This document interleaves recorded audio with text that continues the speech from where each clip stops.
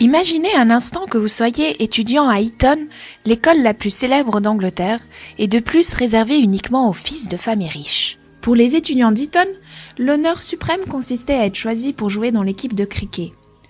Le cricket se joue en plein air. Chaque membre de l'équipe essaie de frapper la balle avec sa batte pour la mettre hors d'atteinte des joueurs adverses.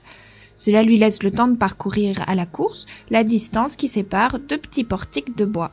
On est hors jeu quand un autre joueur attrape la balle ou la lance vers un portique avant que le joueur ait terminé son parcours. Seuls les très bons joueurs arrivent à atteindre ou dépasser 50 parcours. Une seule fois dans l'histoire de l'université d'Eton, on a pu voir 3 frères choisis en même temps pour faire partie de la même équipe de cricket. Ils s'appelaient Kynaston, George et Charles Studd. Tous 3 étaient de très bons joueurs de cricket, et cette année-là, l'équipe d'Eton battit le grand rival Harron. Dans les premières minutes d'un match contre Winchester, les frères aînés Kynaston réussissent 52 parcours. Le second, George, en réussit 54, et le plus jeune des 3, Charles, en réussit 53. Vous pouvez imaginer combien ce match fut excitant. Cette même année, pendant que les 3 garçons jouaient au cricket, leur père fut invité par un ami à aller en Amérique pour y entendre un prédicateur. Celui-ci s'appelait Moody et annonçait l'évangile très simplement. Un soir, pendant la réunion, il mit sa confiance en Christ pour être sauvé du péché. Une année passa. Les frères étaient rentrés à la maison pour les vacances d'été. Chaque week-end, leur père recevait chez eux un invité qui prêchait lors des réunions du dimanche. Les garçons, toujours prêts à se moquer de la religion, décidèrent un samedi matin de jouer un bon tour au prédicateur. Ils avaient découvert que M. Wetherby n'était pas très bon cavalier. Aussi lui demandèrent-ils de les accompagner avec leur père pour une promenade à cheval. Les 3 restèrent derrière les 2 hommes et, à un signal donné, ils s'élancèrent pour les dépasser en trombe. Le cheval de M. Studd et celui de l'invité furent si surpris et si effrayés qu'il devenait impossible de les maintenir et même de rester en selle. À plusieurs reprises, le prédicateur faillit tomber. Les 3 frères répétèrent leur manège plusieurs fois, et leur père ne trouva rien à leur dire, car lui-même avait très envie de rire. Le prédicateur ne se tint pas pour battu. Le même après-midi, il parla à chacun des 3 garçons individuellement du Seigneur Jésus-Christ. Au moment où Charles sortait de la maison pour aller jouer au cricket, l'homme l'attrapa au passage et lui demanda « Es-tu chrétien ?» Charles répondit « Je ne sais pas ce que vous appelez un chrétien. J'ai toujours cru ce qu'on m'a dit de Jésus-Christ depuis que je suis tout petit, et bien sûr je crois aussi à l'Église. » Le prédicateur répondit « Dieu a tant aimé le monde qu'il a donné son Fils unique, afin que quiconque croit en lui ne périsse pas, mais qu'il ait la vie éternelle. Crois-tu que Jésus-Christ est mort pour toi ? Oui. Crois-tu l'autre moitié du verset, afin que quiconque croit en lui ait la vie éternelle ? Non, je ne le crois pas. Répondit Charles. Le prédicateur répondit alors Ou c'est Dieu, ou c'est toi qui ne dis pas la vérité. Penses-tu que Dieu est un menteur ?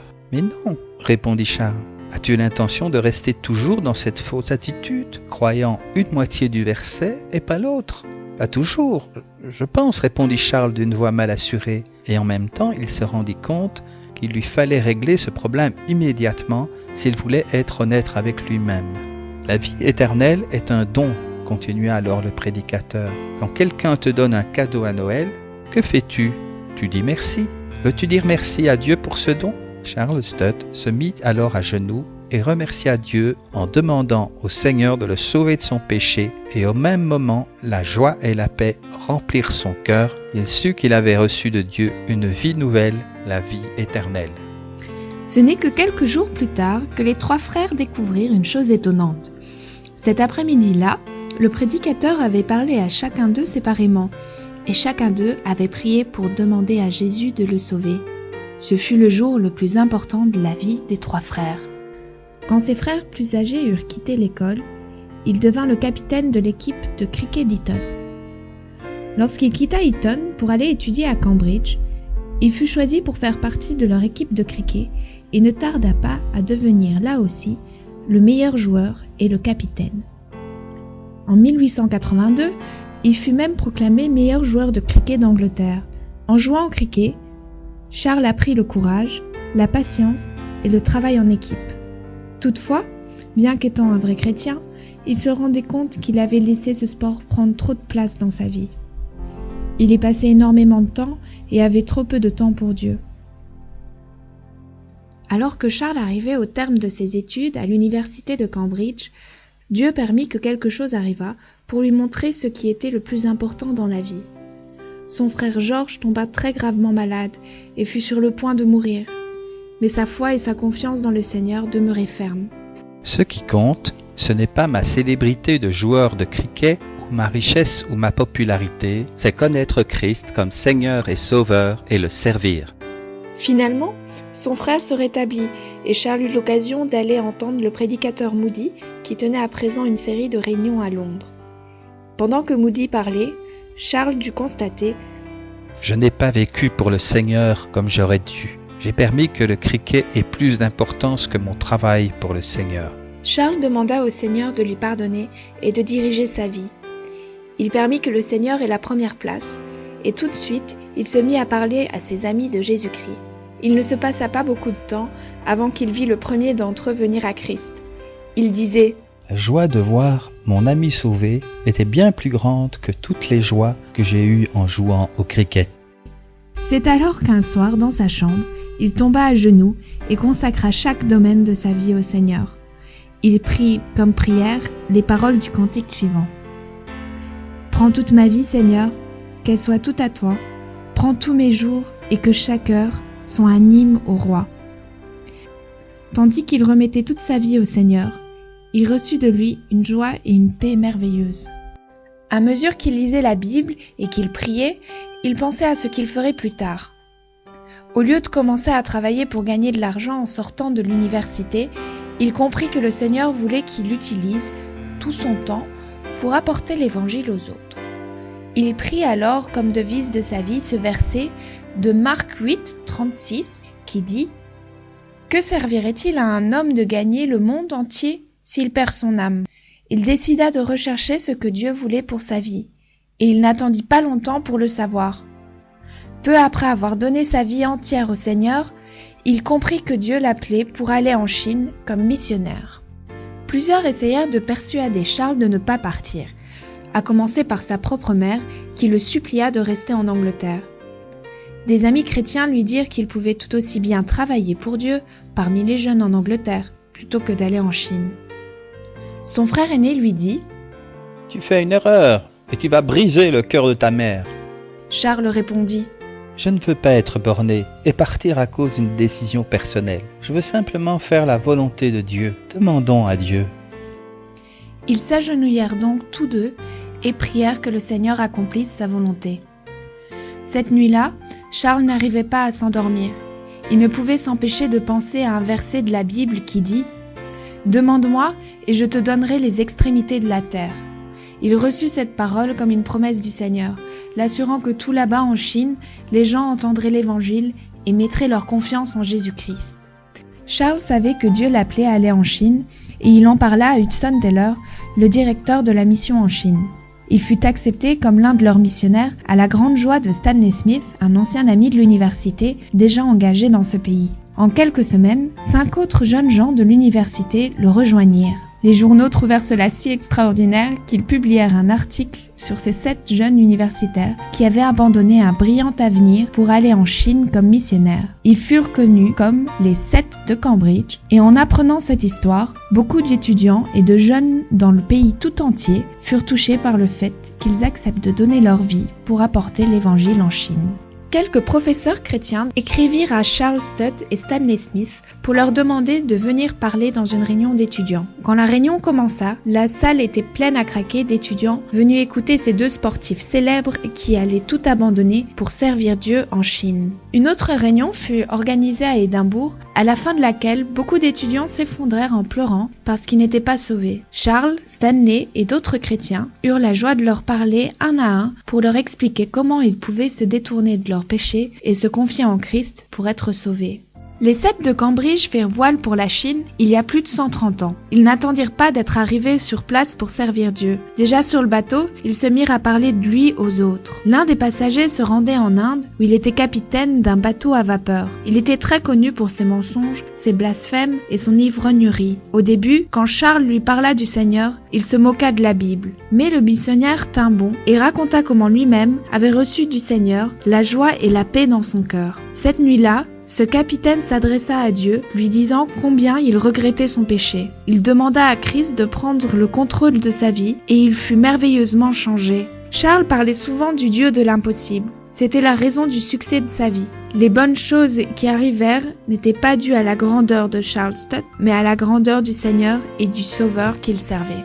Quand les missionnaires arrivèrent en Chine, Hudson Taylor était là pour les accueillir. Leur premier travail fut d'apprendre la langue. Pour bien témoigner aux Chinois, ils commencèrent par s'habiller comme eux, ce qui voulait dire que les hommes devaient porter des tuniques et des robes à longues manches. Ils laissèrent même pousser leurs cheveux pour pouvoir se faire une natte comme les Chinois. Quelle différence avec leur vie d'étudiant à l'université de Cambridge. Pour mieux apprendre le chinois, chacun d'eux fut envoyé dans une région différente pour vivre avec les gens. Comme les Chinois n'avaient pas l'habitude de voir des Européens, ils observaient avec une grande curiosité tous les faits et gestes de Charles. Il fallut beaucoup de temps et de travail pour apprendre la langue, et pendant ce temps, Charles trouvait difficile de ne pas pouvoir communiquer avec les gens vers lesquels Dieu l'avait envoyé. Charles passa des heures à étudier la Bible et à prier. Charles, comme les autres, devait dormir à même le sol, sans matelas. Il ne mangeait pratiquement qu'une chose, du riz et encore du riz. Pour voyager, il fallait la plupart du temps aller à pied. Sur les pistes rocailleuses, les simples sandales chinoises ne suffisaient pas à préserver les pieds des blessures. Pour compliquer le tout, il y avait des bagarres et des agressions, et on s'attaquait de préférence aux étrangers, que l'on appelait les diables étrangers. L'un des plus grands cadeaux que Dieu accorda à Charles fut une épouse merveilleuse. Elle s'appelait Priscilla Stewart et venait d'Irlande du Nord. Elle aussi était missionnaire et travaillait dans la ville de Shanghai. C'est là qu'ils se rencontrèrent lorsque Charles s'y rendit pour voir son frère George. Priscilla avait, elle aussi, remis toute sa vie à Dieu, exactement comme Charles, et le Seigneur l'utilisait pour faire une grande œuvre parmi les habitants de la ville. Leur mariage fut très simple, ils n'avaient même pas de tenue de mariage. Priscilla portait une tunique avec ces mots « Unis pour combattre pour Jésus ». À la fin de la cérémonie, ils s'agenouillèrent tous les deux et promirent à Dieu que jamais nous nous empêchions l'un l'autre de te servir. Peu à peu, Charles apprit le chinois. Quelle joie ce fut lorsqu'enfin il put partager la bonne nouvelle du Seigneur avec les gens. Lorsqu'un Chinois devenait chrétien, il avait affaire à beaucoup de difficultés et d'opposition de la part de sa famille et de ses amis. L'un de ceux qui se confièrent en Christ s'appelait Monsieur Fan. Avant sa conversion, il était l'un des pires voyous de la province, allant même jusqu'à tuer un homme. Quand il devint chrétien, il déclara « Il faut que j'aille à la ville où j'ai si mal agi. Je dois leur annoncer la bonne nouvelle de l'Évangile. » Des foules de gens de la ville vinrent l'écouter. Mais le chef de la cité, le mandarin, ordonna qu'il soit soumis au supplice de la bastonnade. On lui administra 2000 coups de bâton et il fut laissé pour mort. Monsieur Fan ne reçut pas cette punition pour le mal qu'il avait commis, mais parce qu'il avait parlé aux autres du Seigneur Jésus. Il fut ramené auprès des missionnaires et après bien des soins, il se rétablit. Il insista alors. « Il faut que je retourne dans ma ville pour prêcher l'Évangile. » Cette fois-ci, on l'envoya en prison, mais il prêcha depuis la fenêtre de sa cellule. Comme les gens se rassemblaient en foule pour l'écouter, le mandarin renonça à le garder en prison et le fit remettre en liberté. Pendant que Charles était en Chine, il hérita une grosse somme d'argent de son père. Charles donna cet argent pour aider plusieurs œuvres et missions chrétiennes. Il aurait pu le garder pour lui-même, mais il voulait dépendre de Dieu et non d'un compte en banque. Le Seigneur le bénit et continua à pourvoir à ses besoins. Tout de suite après leur mariage, Charles et Priscilla déménagèrent dans une ville à l'intérieur de la Chine, afin d'y commencer un travail pour Dieu. Aucun missionnaire n'était encore venu là. Ils habitaient une simple maison chinoise, faite de murs nus blanchis à la chaux, avec un sol en briques, un endroit pour faire du feu au milieu et un lit en briques. Ils construisirent une petite église dans le style du pays. Il fallut beaucoup de temps pour gagner la confiance des gens. Au début, ils maudissaient Charles et Priscilla chaque fois qu'ils les voyaient sortir de leur maison. Ils les rendirent responsables de la sécheresse qui sévissait cette année-là. Ils essayèrent de saccager leur maison et même de détruire l'église. Mais les missionnaires ne se découragèrent pas. Et Dieu bénit leur persévérance à parler du Sauveur aux autres. Un bon nombre de gens furent sauvés et commencèrent commencèrent à vivre pour Christ en parlant de lui autour d'eux. Charles et Priscilla ouvrirent une maison où les fumeurs d'opium pouvaient être aidés et délivrés de la drogue. En 7 ans, plus de 800 hommes et femmes passèrent par ce refuge pour victimes de l'opium. Beaucoup furent non seulement guéris, mais aussi sauvés. Fumer ou mâcher de l'opium était un grand fléau parmi les Chinois à cette époque. Cette habitude les rendait toujours plus faibles et inactifs. Beaucoup de gens gagnaient leur vie en vendant de la drogue. Quand quelqu'un voulait cesser de prendre de l'opium, il passait par des moments difficiles. Il avait des cauchemars terrifiants, devenait violent et était aussi très malade. C'était donc un travail très difficile, long et fatigant pour Charles et Priscilla que d'aider ces gens à cesser de prendre de la drogue. Durant cette période, le Seigneur les bénit aussi en leur donnant 4 filles. Mais ils connurent aussi des moments difficiles où ils furent tous les deux très malades et même sur le point de mourir. Mais le Seigneur les protégea. Il utilisa des gens qui envoyèrent de l'argent et la nourriture dont ils avaient besoin. Ils purent faire l'expérience de la promesse de Dieu. Pour certains, devenir missionnaire peut sembler une aventure passionnante, mais en réalité, cela représente des sacrifices et un travail dur et solitaire. Après 10 ans de mission, Dieu les conduisait à rentrer dans leur pays. Le jour de leur départ, une foule de gens qui étaient devenus chrétiens à leur contact les accompagna en direction de la côte. C'était dur de dire au revoir à ces gens qu'ils avaient appris à aimer. Le voyage jusqu'à Shanghai avec 4 jeunes enfants n'était pas facile. Une partie du voyage se fit dans des chaises à porteurs fixées sur le dos des mules. Une autre partie du voyage se fit par un bateau de transport sur la rivière. À cette époque, la Chine était en guerre avec le Japon et les Chinois prenaient les missionnaires pour des Japonais. Aussi, dès que le bateau accostait, des foules se rassemblaient pour voir ce qu'on appelait les diables étrangers. Une fois arrivés à la mer, un très grand voyage commença, celui qui devait les mener jusqu'en Angleterre.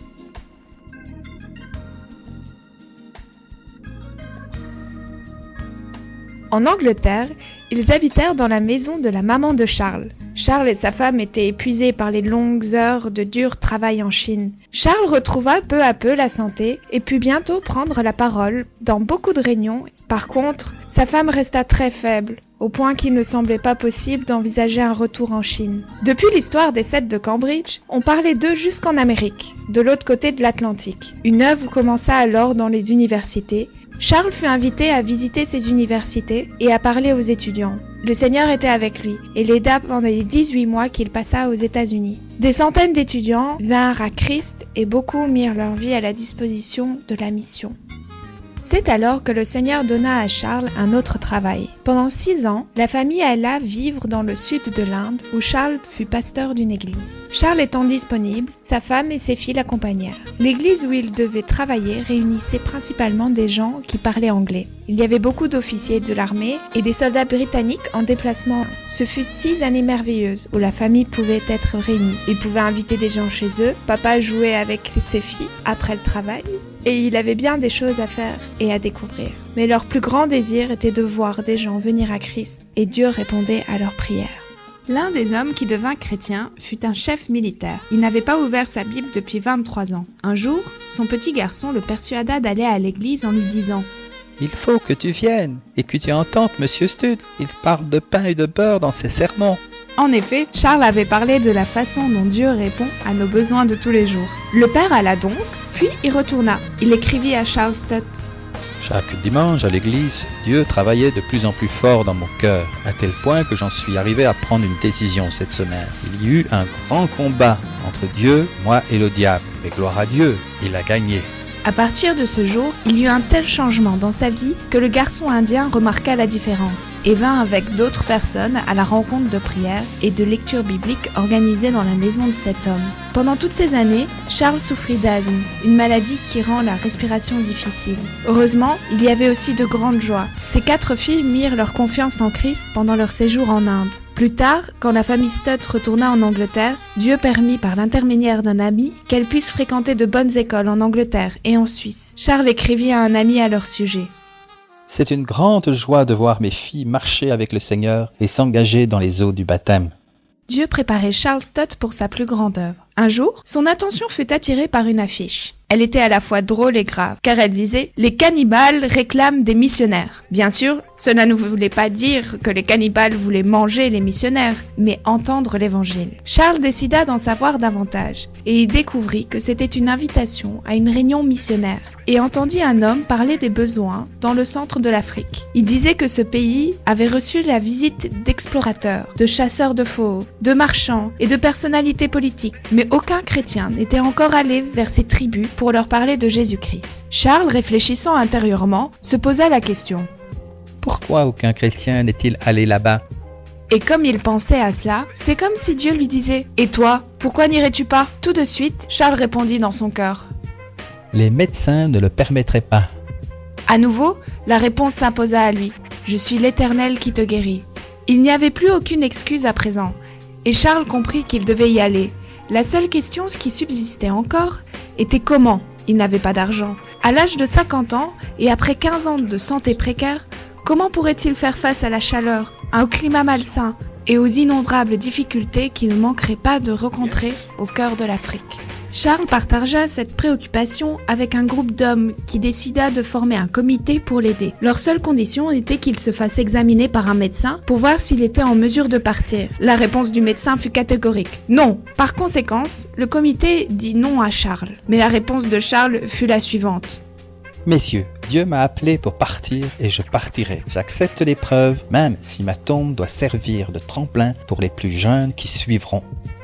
Il était prêt à aller et à prêcher l'évangile dans le centre de l'Afrique, même s'il devait y mourir. D'autres missionnaires iraient pour continuer l'œuvre.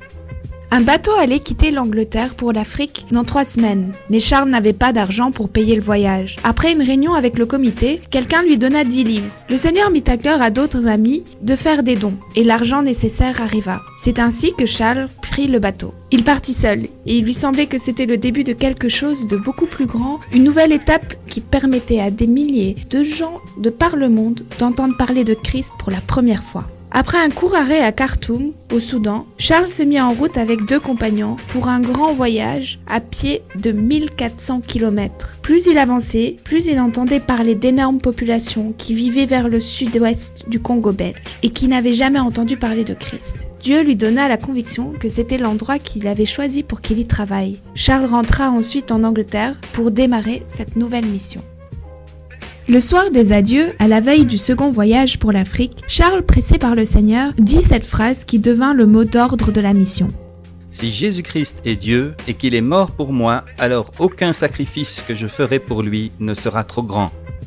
Un jeune homme de 21 ans, appelé Alfred Buxton, accompagna Charles. Leur voyage jusqu'au Congo ne fut pas facile. Ils durent affronter les terribles poussées de fièvre dues à la malaria. Ils ne connaissaient pas la langue de ces peuplades et beaucoup des tribus qu'ils rencontraient étaient des cannibales qui avaient déjà tué des blancs auparavant. Un jour, les 2 hommes prirent une mauvaise piste et se trouvèrent séparés de leur aide africain qui portait toutes leurs affaires, notamment les marchandises qui servaient de monnaie d'échange. Alors Dieu leur donna l'idée d'utiliser tous les boutons superflus de leurs habits pour payer leur nourriture. Les cannibales les laissèrent tranquilles. Ils avaient dû remarquer que les 2 hommes étaient trop maigres pour être mangés. Finalement, après 9 mois de voyage à travers les épaisses forêts, ils arrivèrent à destination, en plein cœur de l'Afrique. L'endroit où Dieu les avait conduits se trouvait en bordure de la grande forêt tropicale où était concentrée la plus grande population du Congo. Grâce à une personnalité officielle du gouvernement belge, ils purent acquérir un terrain pour y fonder une station missionnaire. De toute évidence, Dieu les avait précédés et avait préparé le chemin. Un matin, 2 des aides africains vinrent le trouver en disant « Il y a un serpent dans ton lit !» Charles alla voir. Il souleva la couverture et découvrit en effet un serpent fin de couleur verte. Une seule de ses morsures pouvait provoquer la mort. Or, ce serpent était resté toute la nuit dans le lit du missionnaire. Charles remercia Dieu pour sa protection. Dieu avait aussi préparé le cœur du peuple africain à recevoir l'évangile. Chose étonnante, partout où ils allaient, les gens qui avaient été auparavant des cannibales, des voleurs et des meurtriers, les accueillaient à bras ouverts. D'autres missionnaires arrivèrent en renfort et bientôt les premiers chrétiens furent baptisés. On commença des tournées de 3 mois pour apporter l'évangile à ceux qui vivaient plus loin. Plus tard, quelques-uns des anciens cannibales devenus chrétiens allèrent à leur tour évangéliser d'autres tribus. Le Nouveau Testament et des portions de l'Ancien Testament furent traduits en Bangala. la langue de cette région. Ce que les missionnaires ignoraient, c'est que le Bangala était la langue la plus importante, comprise par environ 100 tribus avoisinantes. Bientôt des églises furent fondées partout dans cette vaste région. Des milliers de gens qui avaient adoré les idoles et fait beaucoup de mal furent changés par le Seigneur Jésus-Christ. Pendant 13 ans, Charles ne peut voir sa femme que pendant 2 semaines. Elle avait dû rester en Angleterre, mais elle n'était pas inactive pour autant. Depuis sa maison, étendue sur son lit la plupart du temps, elle forma les cellules de prière, prépara les lettres de nouvelles et des bulletins d'information sur la mission de son mari. Il lui arrivait d'écrire jusqu'à 30 lettres par jour. Ses filles l'aidaient dans son travail. Plus tard, Dieu lui donna la force de voyager et de parler lors de réunions missionnaires.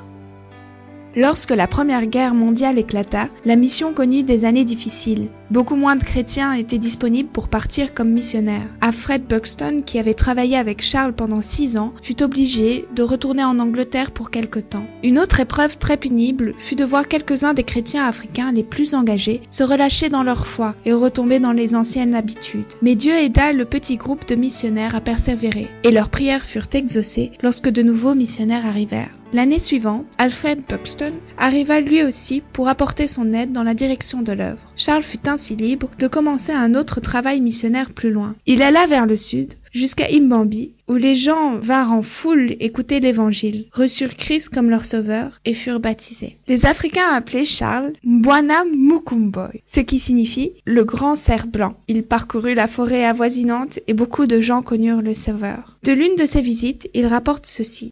J'ai trouvé environ 1500 Africains serrés comme des sardines, accroupis à même le sol sous le soleil ardent de l'après-midi. Certains avaient marché 10 heures pour entendre la parole de Dieu. Tous étaient avides d'écouter et une réunion de 2 heures ne les gênait pas du tout. Suivant nos conseils, ils construisirent un immense abri à toit de chaume, la maison de Dieu, qui pouvait contenir 1250 personnes, pour que tous puissent adorer Dieu à l'abri du soleil et de la tempête.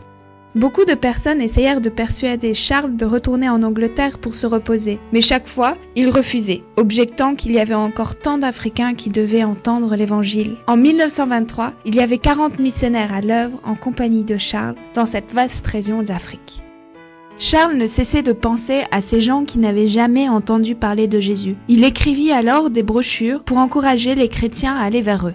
Dieu nous a ouvert les portes du monde, mais le cœur de l'Asie, de l'Afrique et du continent sud-américain ne sont toujours pas atteints par l'évangile de Christ. Serait-il possible que les oreilles des soldats de Christ soient rendues sourdes à l'appel de Dieu et au cri des âmes qui se meurent ?